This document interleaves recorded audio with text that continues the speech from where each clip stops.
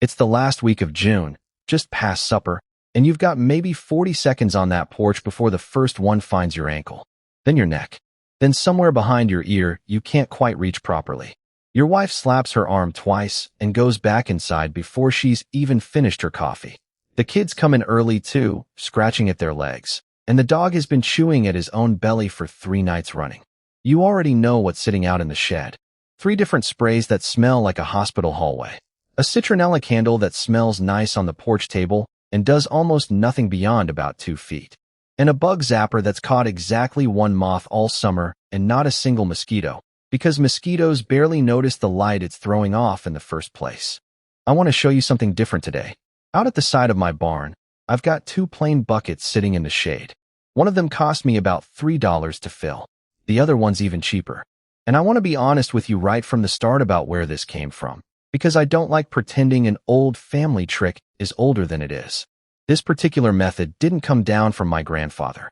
It came out of malaria research, from scientists trying to figure out how to trap mosquitoes cheaply in villages that don't have electricity for fancy CO2 tanks or dry ice.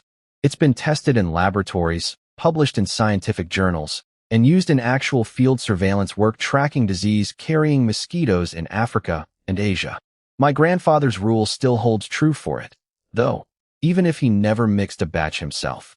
A small clever thing, understood properly, beats an expensive thing bought carelessly every single time. I'm Samuel Miller. I keep bees, and I keep the bugs off our farm here in Holmes County, Ohio. My brother Jacob handles the household side of things over on his channel, the money and the heat and the pantry. Bugs are my department, and mosquitoes are the one nearly every household deals with every single summer. So that's where we're starting. Today I'm going to walk you through exactly how this trap works, why it works, how to build it for pennies. The second piece almost nobody talks about that matters just as much. A handful of old tricks that sound clever but don't actually do anything, and the honest truth about what you can expect to catch. Stick with me through the whole thing, because the placement and the follow-up habits matter almost as much as the trap itself, and skipping those is exactly where most people go wrong. Before I get into the building of it, I want you to understand what a mosquito is actually doing when she comes for you, because once that clicks, the whole trap stops feeling like a trick and starts feeling like simple common sense. It's only the females that bite, by the way. The males live their whole lives on plant nectar and never touch a person. The female needs a blood meal to develop her eggs, and she finds a warm body almost entirely by smell. Every time you breathe out, you're releasing carbon dioxide, and so is your dog, and so is every other warm-blooded creature on the property. That carbon dioxide drifts downwind in a plume, and a mosquito's antennae can pick up that plume from a surprising distance away. She rides it upwind, closer and closer, until she finds whatever's producing it, and then she lands and feeds. Heat and moisture and certain skin chemicals play a role too, but carbon dioxide is the long-range signal that gets her moving in your direction in the first place. Once she's fed, she needs somewhere to lay her eggs, and this is the part most people never think about. A single female can lay somewhere around 200 eggs at a time, and she doesn't need a pond to do it. A bottle cap holding rainwater is enough. An old tire, a clogged gutter, a saucer under a flower pot, a wheelbarrow left tipped the wrong way after a storm. All of it is a nursery as far as she's concerned. Those eggs hatch into larvae within a day or 2 in warm weather. The larvae live in the water for about a week feeding and growing. Then they go through a pupal stage for a couple more days. And then you've got a whole new generation of adults flying out of your gutter. The math gets ugly fast. 1 female missed today can mean 200 new mosquitoes in your yard inside 2 weeks. That's why any real solution has to attack both ends of that cycle, the adults biting you now and the eggs about to become the next wave. And that's exactly how I want you to think about the 2 buckets I mentioned. So let's talk about how you turn a bucket into something that fools a mosquito into thinking it's found a warm sleeping body. If a mosquito hunts by following a trail of carbon dioxide, then what you need is a container that puts out a steady trail of carbon dioxide of its own. It turns out there's a very ordinary kitchen ingredient that does exactly that for free. Yeast. When you dissolve sugar in warm water and add a bit of active dry yeast, the yeast starts eating the sugar and breathing out carbon dioxide as a byproduct of that process, the same gas that's coming out of your own lungs. Researchers studying this found that a yeast and sugar mixture keeps producing a steady stream of carbon dioxide for well over a full day, sometimes stretching past 30 hours before it tapers off. In published field trials, traps baited with this kind of yeast-generated carbon dioxide caught dramatically more mosquitoes than traps with no attractant at all, and performed close to traps using expensive bottled industrial CO2. That's not a guess or a family story passed down for generations. That's tested science, the same kind that malaria control programs actually rely on when they're trying to track mosquito populations in places where a tank of compressed gas simply isn't practical. Here's what you'll need to put this together, and the whole thing will run you somewhere around $3 or $4, most of which you'll have left over for several more batches. You want a bucket or a pail that's a dark color, black or dark green or navy, definitely not clear plastic. A mosquito wants a dim, hidden, sheltered spot to land, not a see-through container sitting in the open sun, and a clear jug simply won't pull in nearly as many. You'll need about 6 cups of warm water, warm enough to feel pleasant on your wrist, but nowhere near hot, since water that's too hot will kill the yeast before it ever gets started. You'll need a 1/4 cup of sugar, and brown sugar tends to work just a touch better than white because of the slightly different smell it gives off as it ferments, though either one will do the job. You'll need about 2 teaspoons of active dry yeast, the same kind sold in the baking aisle for bread, and a small packet from the grocery store will last you through several batches. And finally, a small squirt of plain dish soap, any brand, nothing fancy required. To mix it, pour your warm water into the dark bucket first. Stir in the sugar until it's fully dissolved, and the water should look like a weak cup of tea at that point. Sprinkle the yeast over the surface and give it a gentle stir, not a vigorous one, just enough to distribute it through the water. Then let it sit undisturbed for about 10 minutes. You'll start to notice tiny bubbles rising up through the water and a faint smell that reminds you of bread dough rising. That smell and those bubbles are your carbon dioxide production getting underway. Once you see that happening, add your small squirt of dish soap and stir it in gently, just enough to mix it through evenly without whipping the surface into foam. That dish soap has one very specific job. It breaks the surface tension of the water, which is the thin, almost invisible skin that normally lets small insects land on water and walk across it like it's solid ground. Without the soap, a mosquito can touch down on your bucket, lay her eggs, and simply walk back off again. With the soap in there, she lands, breaks straight through that surface, and sinks. If your batch doesn't start bubbling after 15 or 20 minutes, don't just assume the recipe failed. The 2 most common reasons are water that was too hot, which can kill the yeast outright, or yeast that's simply old and no longer active, which happens more often than people expect once a packet's been sitting in the pantry a long while. If you're not sure whether your yeast is still good, you can test a small spoonful in a cup of warm water with a pinch of sugar first, and if it doesn't foam up within about 10 minutes, it's time for a fresh packet. Now, where you actually place this bucket matters just as much as how you mix it. And this is the step where most people leave a lot of results on the table. Shade is not optional. Full sun will overheat the mixture, slow the yeast down, and dry things out faster than you'd like, and mosquitoes themselves prefer cool, shaded, slightly damp spots to begin with, so a bucket sitting in bright sunlight simply won't draw them the way a shaded one will. Keep it low to the ground rather than up on a rail or a shelf, since mosquitoes are not strong flyers and tend to stay low to the ground in still air, hunting close to the vegetation and the shadows rather than up at head height. A good spot might be tucked beside a woodpile, against the shaded side of the foundation, under a low bush, or along a fence line where the grass is a little taller. You want it somewhere between 10 and 15 feet from wherever your family actually sits out in the evening.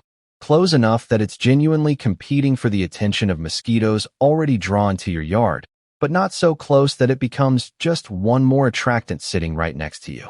If you can set the bucket down inside a loosely closed cardboard box, or lean a piece of cardboard over the top with a gap for mosquitoes to get in, do it.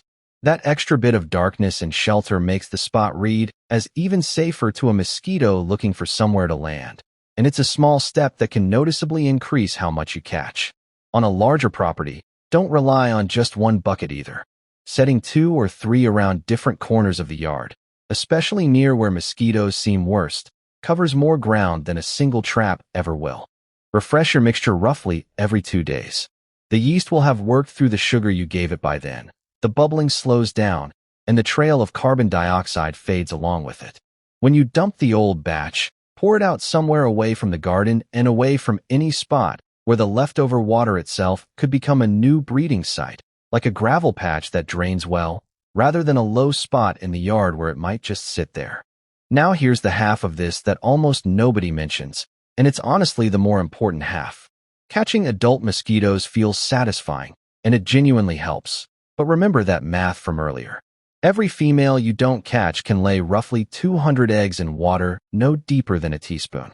So while your yeast bucket is pulling adults away from your porch, you want a second bucket working the opposite angle, killing off what's about to hatch before it ever becomes a biting adult. For this one, fill a plain bucket with water and add either a BTI dunk or granules, or a product containing spinosad, both of which are sold at almost any garden center or hardware store. Both of these come from naturally occurring soil bacteria that specifically target mosquito larvae, and both are considered safe around bees, fish, birds, and family pets when used according to the label. I want to be honest about safety here the same way I was honest about where this trap came from. These are about as gentle as pesticides get, and they've been used by mosquito control programs for decades with a strong safety record. But that doesn't mean you skip reading the label. Use the dose it recommends. Keep the container out of reach of small children, and don't pour treated water into anything that feeds a drinking water source. That's the same basic common sense you'd use with a bottle of bleach under the sink. Set this second bucket in another shaded corner of the yard, separate from your yeast trap. Female mosquitoes looking for a place to lay their eggs will find this standing water just as attractive as anywhere else on the property. And once they lay there, the larvae simply never make it to adulthood. While we're on the subject of what actually works, I want to walk through a handful of old mosquito tricks you've probably heard, because some of them are worth keeping and a few of them are just habit dressed up as wisdom. Citronella candles smell pleasant, and I like them on the porch table as much as anyone. But the actual repelling effect only reaches a couple of feet from the flame in most conditions, which means anyone sitting more than an arm's length away is basically unprotected. Citronella plants sold at garden centers work even less than the candles do, since the oil has to actually be crushed out of the leaves to release its scent, and a potted plant just sitting there doing nothing isn't releasing much of anything into the air. Bug zappers are probably the most overrated tool in the whole mosquito aisle.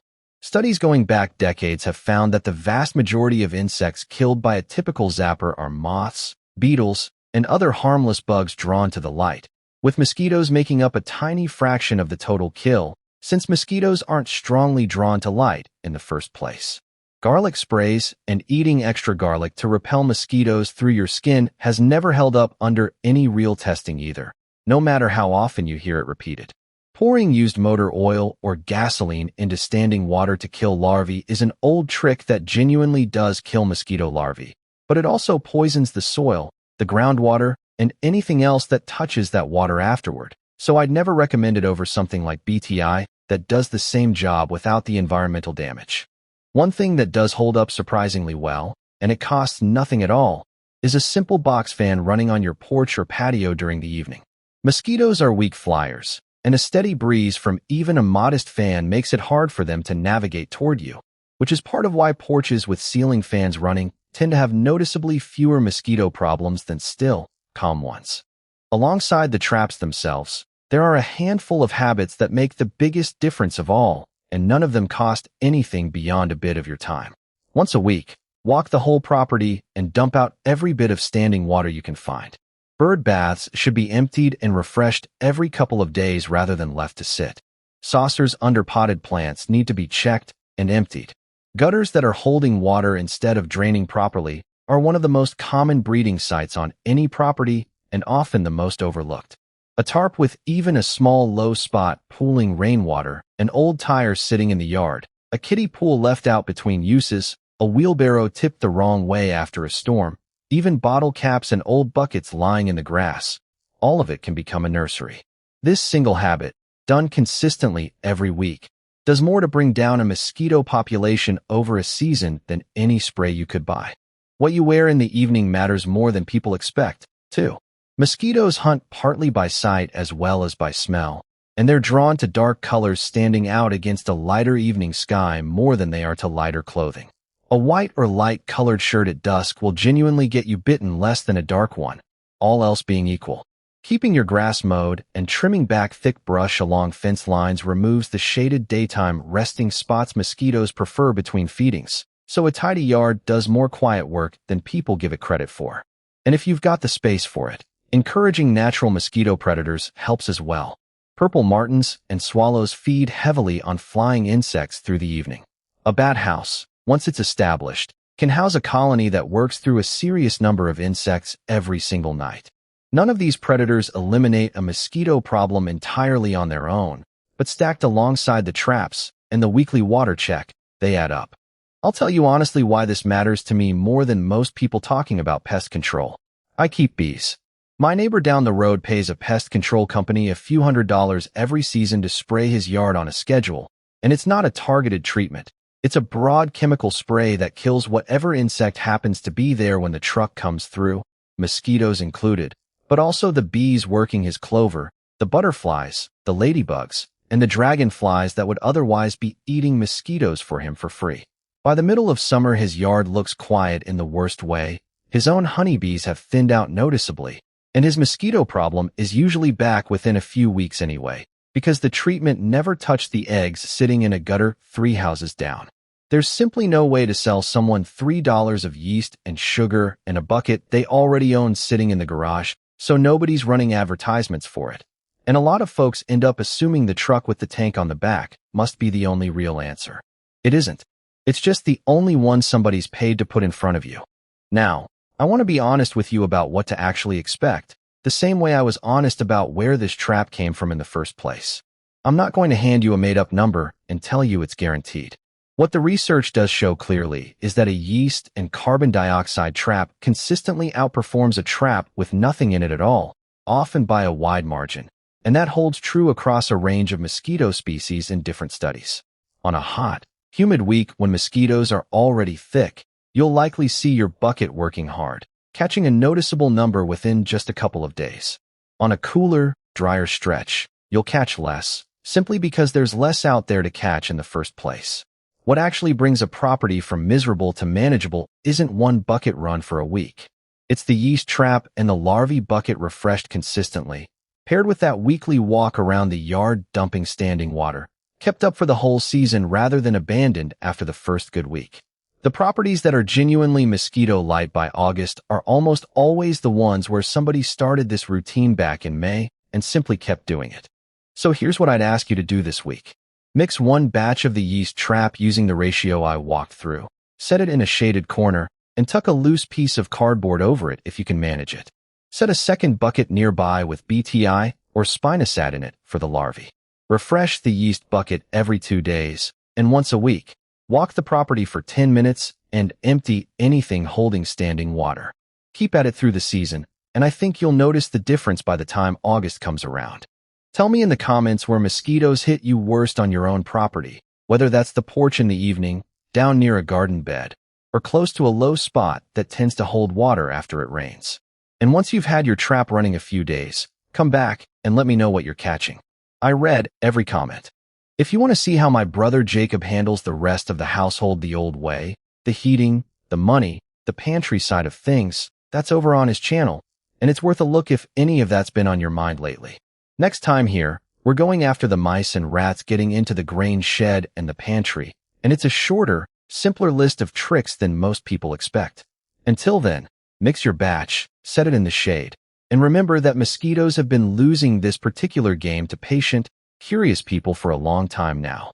You're just the next one in line who's learned the trick.